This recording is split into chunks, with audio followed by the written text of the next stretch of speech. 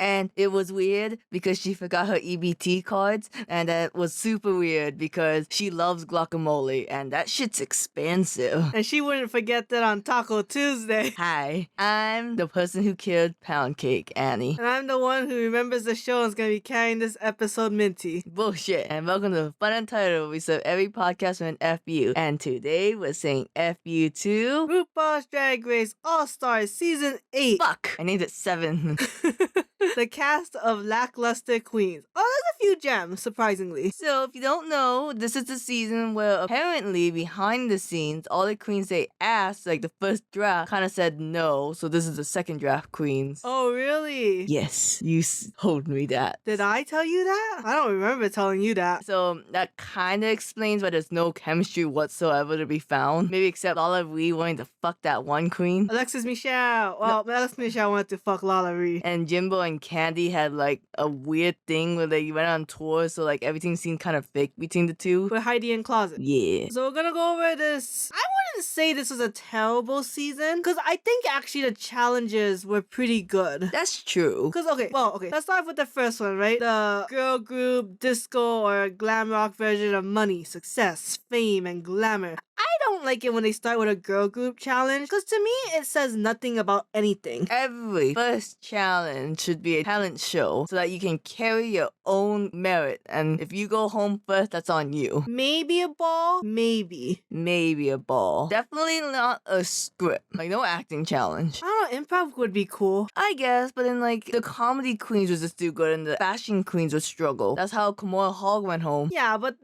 the talent show, the dancing queens succeed. But the winner was Kahana Montrese for whatever reason. She got to lip sync, lose, and the group eliminated Monica Beverly Hills again for no reason. Well, they did do a mini ball here. The like famous then, famous now, and famous forever. Oh, yeah. That was okay. If you knew all the references, it'd be like, wow, cool. But if you didn't know, then you don't know. I'm sorry. You cannot do 3 looks in the beginning episodes. That's too many outfits. I won't remember any of them. To be fair though, All Stars is a smaller cast. Then we go to the RDR Live, which is an SNL parody. This was probably my favorite episode. Yeah, it was actually really funny. And it's new, it's different. It's like a weird combination of script and improv, because I guess that's how a Saturday Night Live is. So obviously, okay, which of the skits did you like? Because obviously not the news one. I kind of like the whole sickness quarantine in the beginning, but no matter what, the gardening is the funniest, right? Yes, but I thought Mrs. Kasha Davis should have won this episode because she was funny then, and she was funny with the monologue with Candy. Oh, are we going into this topic now? The elephant in the room about how Jimbo is overrated. She's been overrated since Canada season 1. Don't get me wrong. I think Jimbo always is on top. I never think she's on bottom. Only one time, though, did I think she should have won. Yes. And the SNL bit where she was a little whore, no, that was not one of them.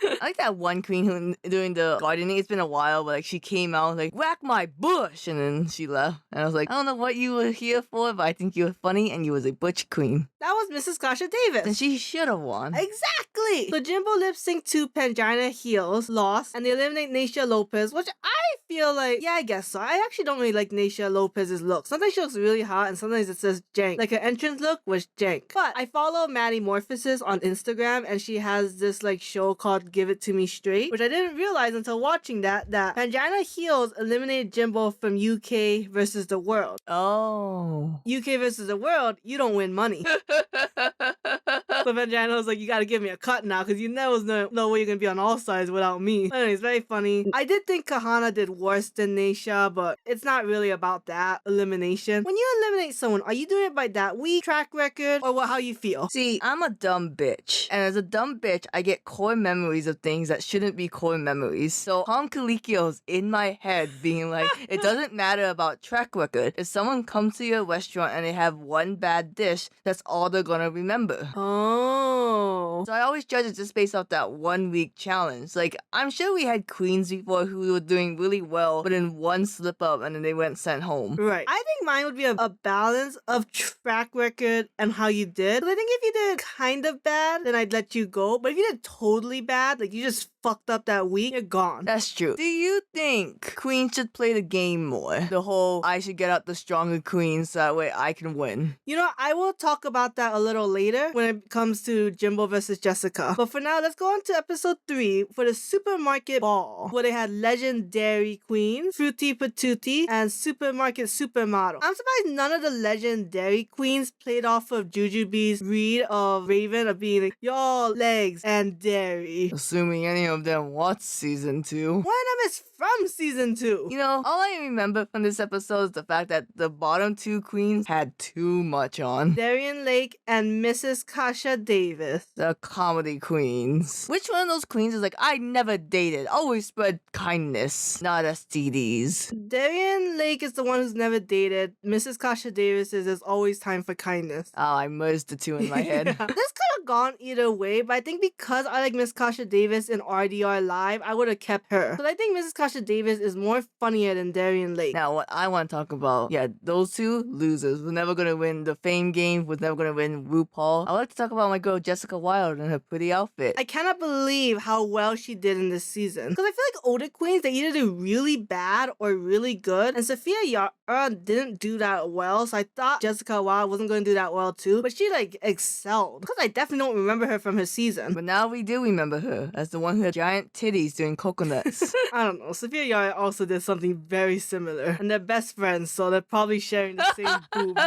The sister of the traveling jeans. Breastplates edition. Apparently, Jessica Wilde, this is when she won the 30K. So she won more than her season's winner. Damn. Beat that, Tyra, or whatever your boy name is. King James. King James. I don't even know if he goes by that anymore. So fucking cool. Imagine your name is the King James Bible. Annie. I don't think so. Anyways, the next episode, which is probably the worst episode, was the Screen Queens. Okay, here's the thing about the Screen Queens. 3 teams, they all make their own, like, skit for, like, a scary TV series. Original idea. I never really see this before. Or if I have, you know, they don't do it too often. At least on RuPaul. On RuPaul, at least. I just thought that one of the teams did really well, but for some reason was on the bottom. Darian, James, and Alexis. And the team that was just really shitty, the Jimbo, Candy, and whoever the fuck. Jessica.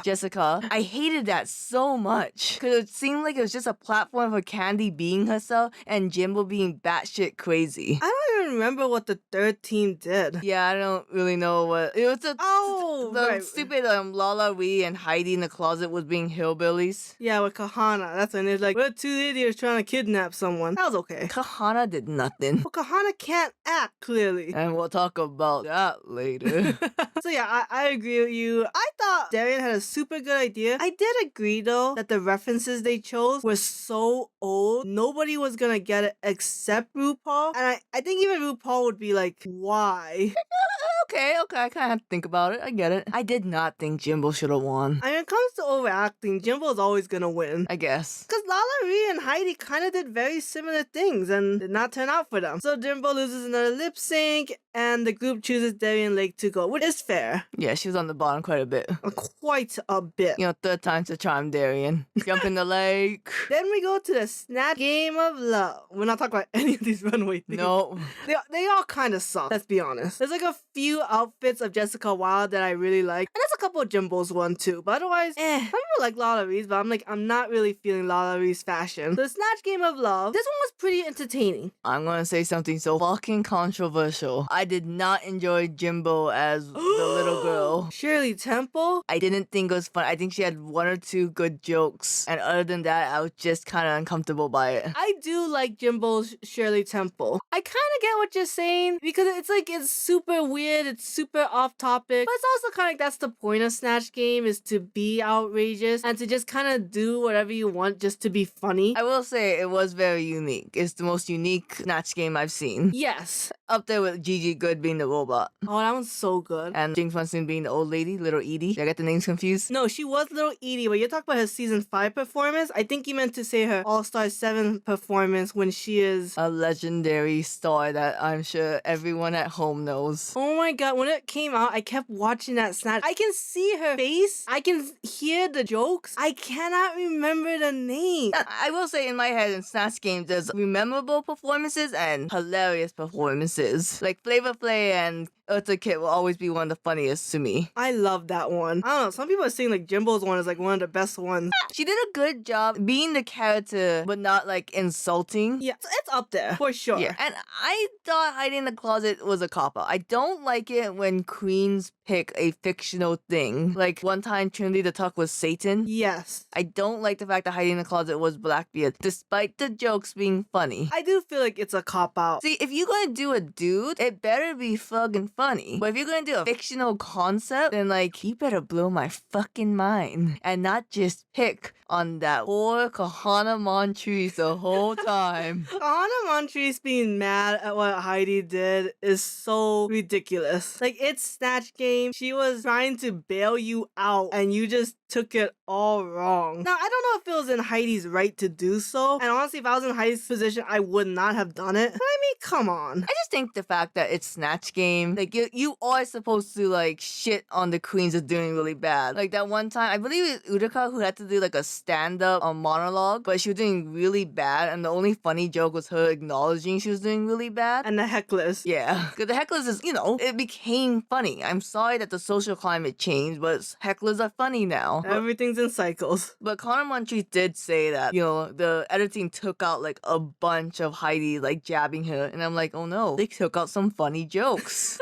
I mean, we'll never know. But this is when the drama came of like Heidi said, oh, Jimbo, Candy said she's gonna take you out when she has the chance. Alexis heard it. Alexis denied it. And Heidi was like, you know what? I can't be part of this drama. I just gotta go. Which I don't know. Like, I think Alexis Michelle saying, yes, she said that, then immediately, no, she did not. It was the biggest mistake on Alexis' part. right. She should have said no from the beginning. Oh, well, yeah. See, okay. There's one thing when like Isis Couture left Canada versus the world because she felt overwhelmed by the challenges and didn't think she was performing as well as she could be. Against Heidi and Closet didn't wanting to be part of drama that she started. She didn't have to tell Jimbo that. She didn't have to talk about Candy. She didn't have to drag Alexis in. She could have just played the game and kept the insider information. I believe there's one queen who said that Heidi wanted to leave, and because like the judges wasn't recognizing her talent, and she decided to leave at that point because she was risking her congeniality status. Why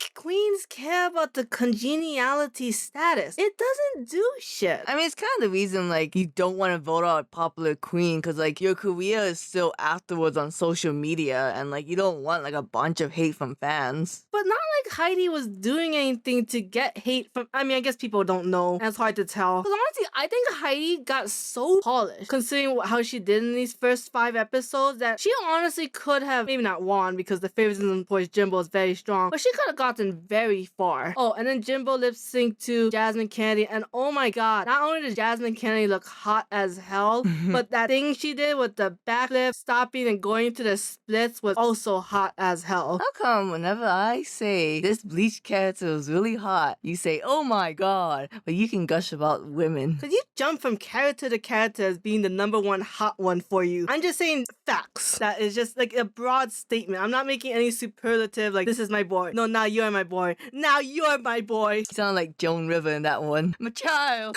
Only thing I know about Joan River. Wait a second, this wasn't Joan River. Moving on to Joan the Musical for Joan Crawford. Remember when we first saw the preview, we thought it was Joan of Arc? I know.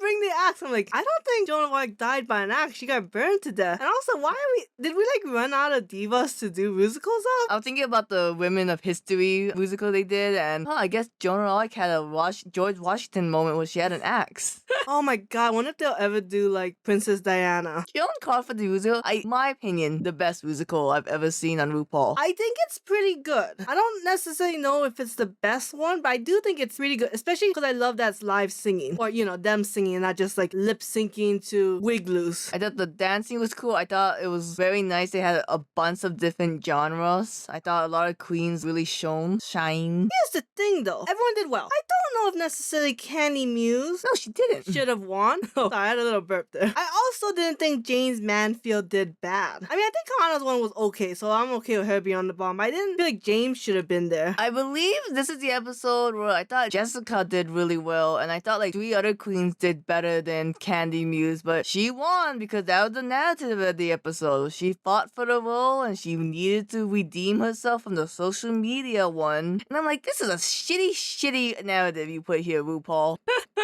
Like, you're just reminding everyone that this is the episode Candy should have went home, but you saved her for literally no reason. Other than favoritism. So good job, Candy. You got your redemption. I'm sorry that no one bought your dolls on that one website. People bought it. Okay, 20. I wonder if it met its goal. Money's money. Oh, I guess so, yeah. Because like a Kickstarter, yeah. Yeah, in case you don't know, there's like specifically a Kickstarter for making dolls, and like Jimbo and Candy, like I don't know who put their dolls up, but it's there now. And like last time I saw, like 400 people bought Jimbo's doll and only 20 people bought Candy. And if it doesn't meet like its goal, let's say 100, it's not going to be made. It's weird because it was Candy from season 13, not from All Stars 8. So it was a cute doll because it was her entrance jean look, and her entrance jean look is really nice. But anyways, Candy eliminates James Mansfield, even though, hello, you should eliminate Kahana. Because Kahana's looks are on point. But I wonder if James was irritating off camera because everyone voted for James in this episode. It could be. It could also be because James is very successful outside of Drag Race. Oh. Like her wig store is very like popular. So they just thought, let's just eliminate her. She's doing so well anyways. She doesn't need the money. Moving on to actually what might actually be the best episode this season. This is the one people are gonna remember, but my favorite is still RDR Live. Alright. Is the Forensic Queens. You know, there was more drama that made sense in the RDR Live. Oh yeah, when they were fighting for that anchor roll. I thought yeah, they were actually. Heidi versus Nisha. And then this one was Candy versus Alexis. Well, Alexis cries. Oh wait, she's always crying. So of course, Lala Ree and Jessica Wilde were both the stars of the show. Definitely Lala Ree. Oh wait, yeah, because Alexis gave that role to Lala Ree. No,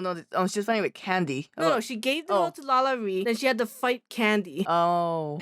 Really, if you think about it, if you watch it, right, the police detective and the lawyer is pretty much the same role. They were. Alexis was right on that. Yes. But then like the whole RuPaul's like, okay, Candy, your story was never straight because you said you weren't a detective and then you said you were a detective.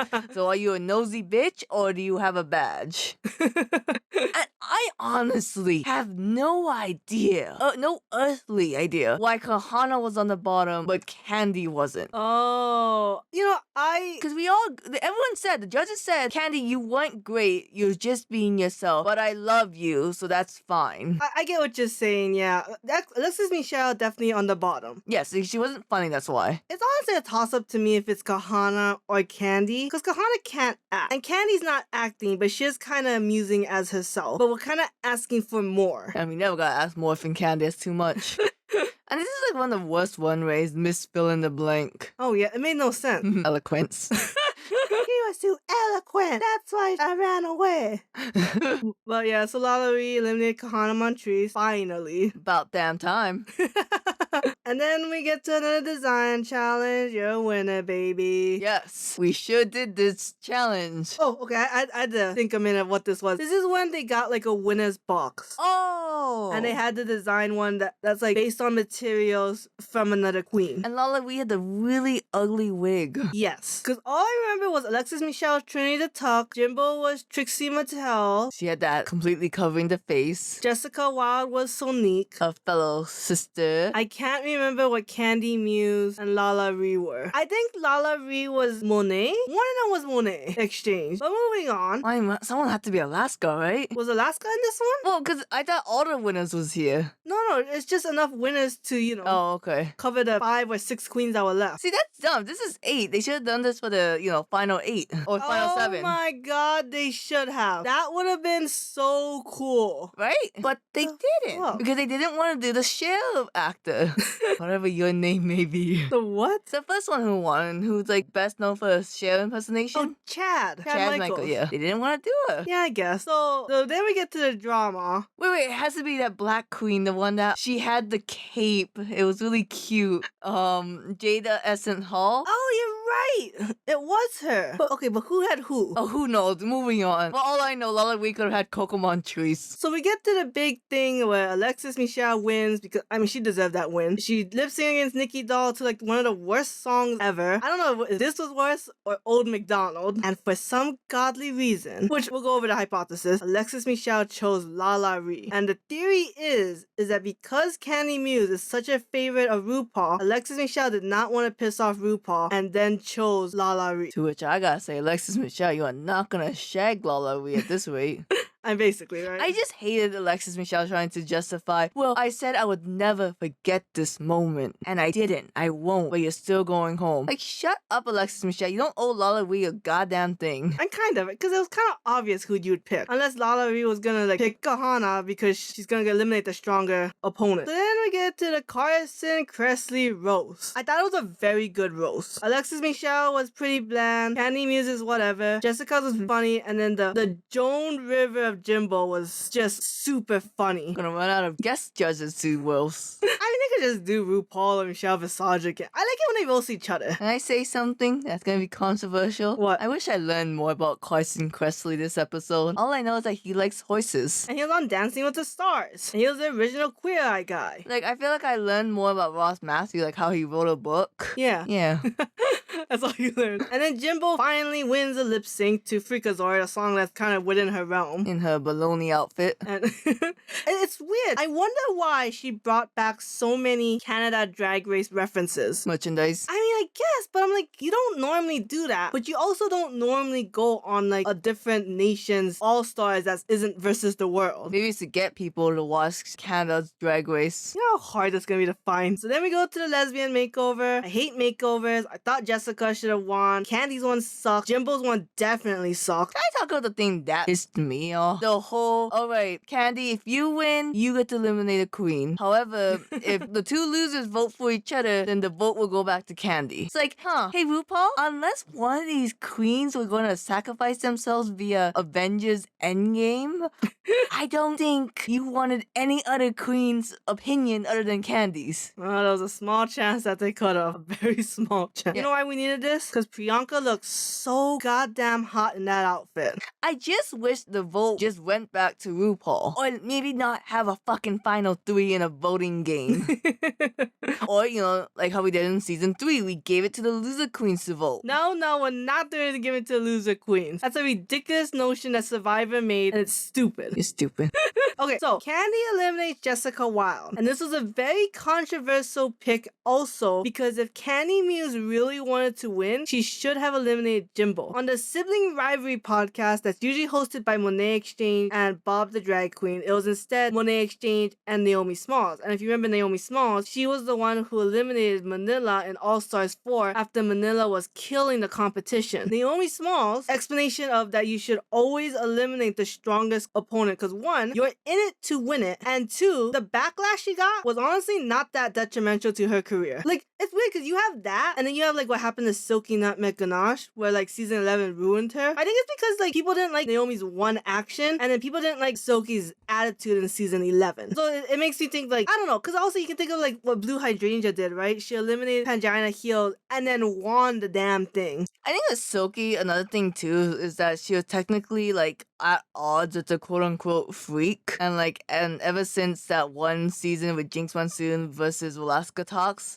that wasn't gonna fly as well. Oh, that's true, yeah. But you know, Jimbo and Candy knew each other, so very low chance of Jessica actually making it through unscathed. Yeah, that's true. They still had the quote-unquote alliance That they wouldn't let us forget every episode. So the second to last episode, we do the talent show with the Fame Games, and every queen came with their own original song. Like a Happy Meal toy at this point, with a shitty song included with every meal. I thought it should have been Lala Ree and Jessica Wilde. James Manfield comes out with her boobs every fucking episode, and it's just an annoying gimmick. My only problem with this, James Manford won. It's like, now, wait. She did the same exact goddamn thing you eliminated her for. She did the stupid voice. She did minimum dancing. And I'm like, now explain that, RuPaul. Explain how that makes sense.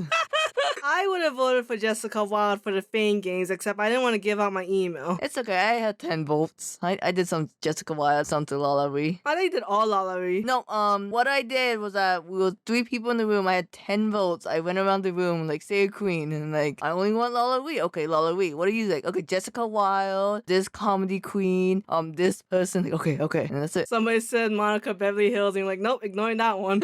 Someone said hiding in closet, and it's like, bitch, she ain't even on the rocket. I don't know what. Her song, Soul That Can't Clock or whatever, was trending on Twitter, and I'm like, her song sucked. I mean, I liked her, like, title, but it was like, all the other lyrics are very generic. You could find any other lyric. But if you have, like, a strong title, why aren't the other lyrics related to, like, soul and clocking? It was just serve, work. And it was like, whatever. Who's saying that? Monica Beverly Hills. That's why I brought it up. Okay. Then we get to the big finale. She's very mean to me, yo. I like that they changed the runway name to Finale Fabulosity instead of the finale of Eleganza Extravaganza. So they did the thing where I think they started like a couple seasons ago, like maybe 3, I want to say, where the queens get to pay someone to write the song for them, but compensates. It's weird because they did it for season 8, then they stopped, then they brought it back. And I don't really like them making their own songs. I only like certain people's songs. I like it better when the song is more about their journey. Like I thought that's what Bob's one was more like. But I did like Jimbo's because it was very incredibly weird. I remember being born. Like what is, like why? There wasn't any corn. Because Candy's one is so generic. It was just very boring. You're just gonna forget it. But you're gonna always remember, I remember being born. What also sucks is that Jimbo really learned the dance moves and Candy, just because of her physique, just couldn't match the dances, so it felt really weird. Yeah. And then they had one last lip sync. And then Jimbo, after Canada's Drag Race Season 1, after UK's versus the World Season 1, has finally won the crown of RuPaul's Drag Race All-Stars Season 8 United States version. I just want to say real fast, thank God they had the other queens on, because RuPaul finally learned that 2 queens cannot uphold a whole episode. Needed 3. See, my father, he was watching Drag Race and he didn't understand that to avoid spoilers, they film each queen winning and giving a congratulations speech, because he was just so confused why Candy Muse wasn't sad. It's like, bitch, she didn't lose at this point. Yeah, I really like Jimbo's look when she found out she won. It was very like queen clown. So anyways, next time we do this, it's gonna be for RuPaul's Drag Race Down Under Season 3, which people are already saying is not very good. Jesus.